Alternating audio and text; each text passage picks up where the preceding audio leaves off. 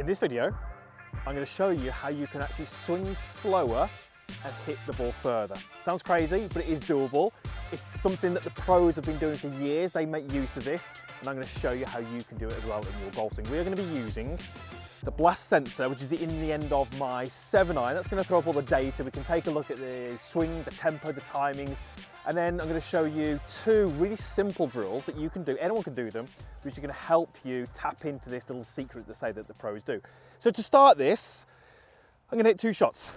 I'm going to hit both shots with my 7-iron. As I say, the data's coming through my phone, so I'm going to hit those two shots, and then we're going to take a look at the data and explain sort of what I mean and how to do it. So first swing.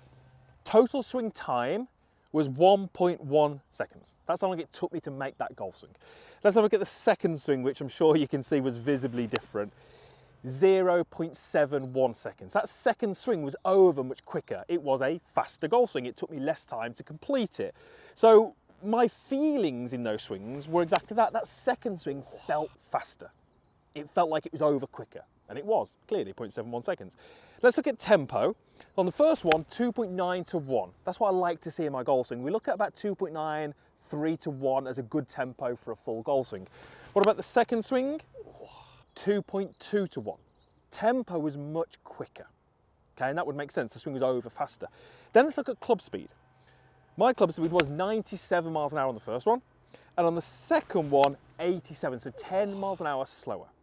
So what are we seeing? In that second swing, I basically swung the club slower. My club head was traveling at less speed at impact. But to me as the golfer, it felt quicker because I tried to increase the speed of my tempo and the whole golf swing was faster. And that's what I see so many golfers doing. They're trying to squeeze a few extra yards out of the driver or their irons, and they try and swing faster. And they actually do swing faster by reducing how long the swing takes, by increasing the tempo. And their feelings are, it really feels fast to me. It felt like I swung faster. The reality is the club head is often traveling slower. That first one feels slower, feels longer, feels smoother, feels like I've got more time. It feels like it's much easier to hit the golf ball. That's what we want in the golf swing. We want it to feel easy. We want you to feel like you've got time to make the golf swing. And often when you do that, your club head speed increases. So swinging slower can actually help you hit the ball further. So now I'm going to share with you two drills that can help you do it in your golf swing. First drill. Now this is great for transition. And this is where we need to start, because when I see a golfer kind of doing what we've just seen there, where there's an intent to try and hit the ball further and increase speed, it's often the transition that gets a little quicker. There's not that sort of nice transitional flow that we see. And that's the first thing to sort of realize in the golf swing. You know, most golfers think of it as a backswing and a downswing. But the reality is there's not two parts to the golf swing. There's a backswing phase, yes, there's a transition, and then there's a downswing. There's kind of three different areas. This little exercise can help you feel that. Now this is simply just an elasticated cord, but you can use anything. You can use a towel off your bag, some rope. There are specific training aids that do this, but essentially it just needs to be obviously incredibly flexible. And you're just going to sort of take your grip as best you can. Obviously there's no actual grip on this. And I'm just going to sort of make some swings. But what it's going to get me to do initially is really slow down that transition. And when we slow down the transition, it slows down your tempo. So we're going to get back to that kind of 3 to 1, move away from that sort of 2 to 1. So as I do a couple of golf swings, you'll see I have to wait for this to sort of land on my shoulders before I can swing through. And it really starts to get me to feel like that transitional phase takes forever. And that's a great feeling if you're that golfer who, you know, goes in the course and you feel like some of the golf swings feel rushed and it feels like you blink and it was over and it feels fast, but you're not really getting the distance. This is probably why. Just watch what happens if I try and create that sort of quicker tempo. Really different move. And straight away, without really having any knowledge of why, that doesn't feel right. I maybe wouldn't be able to put my finger on why, and you don't need to know why, but the fact that it doesn't feel right is key. So something like this, and the reason I love this is because you can find something at home. There's going to be something lying around your house, your office, your garage that you can grab, and you can do this at home. Maybe check the ceiling height and make sure there's nothing expensive around, but just go ahead and do some swings. It's really going to get you to feel a nice, smooth tempo, because tempo is really the key to all this.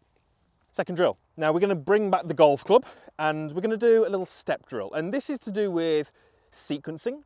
it's to do with weight shift, and it's to do with, again, trying to get that whole golf swing to feel slower to you, but we know we're going to increase speed at the bottom. Very often when we get that poor swing, where, you know, the swing takes less time and the tempo was poorer, it often doesn't affect the weight shift going back. You know, we'll often see the golfer sort of shifting into this leg, but because there's that intent to increase speed, everything becomes rushed and we leave the weight on this trail leg. And so it wouldn't be uncommon to see someone with that increased tempo to struggle with strike, start to thin it, fat it, and just really find it hard to find the center because the weight doesn't basically have enough time to get onto your lead side. So I'm going to do this inside the ball first, and then I'm going to step across and do it with the golf ball. Take a setup, take a normal address, and then just bring your lead foot across to your trail foot. Now, if this is something you've not really done before, or potentially you're not great at this, start slow and build up. So the idea would be, for this drill to work, we need opposite directions to be going on. We need the club head to be moving away from the golf ball, so backswing phase, as the lower body is moving towards the target. That's key. There's a point where they're going in different directions. This happens in the golf swing, although momentarily it's hard to see. So I would start off slow and build up. So I'm going to move the club back, and as the club is going back, I'm going to step through and swing through. Let me show you what that would look like. So we go back, step through, swing through. No speed, no length, but you'll notice that there's a point where the club and the body are going in opposite directions. And that really, at this stage, is the key thing for you to feel. What we don't want would be this. Feels different, probably looks different, and again, doesn't feel like there's a huge amount of flow to that golf swing. So once you've done that a couple of times, just build up the speed and build up the length. Now I'm really starting to feel that nice transition, that flow, and I'm able to get my weight onto my lead side. This is brilliant for giving you instantly those feels that you're after. You know, if you're someone who's not sure about what tempo should be like, what good sequencing should be like, what the transition should feel like, this is going to give you those feels. And if you want to make a swing change and you want to get your golf swing to a better place, you've got to know what that feels like. You've got to know what that whole golf swing, how it fits together, how it all works. This little drill does that for you. It gives you those feels instantly. So I'm now going to go ahead and do that with the golf ball, but I'm going to do it pretty slow.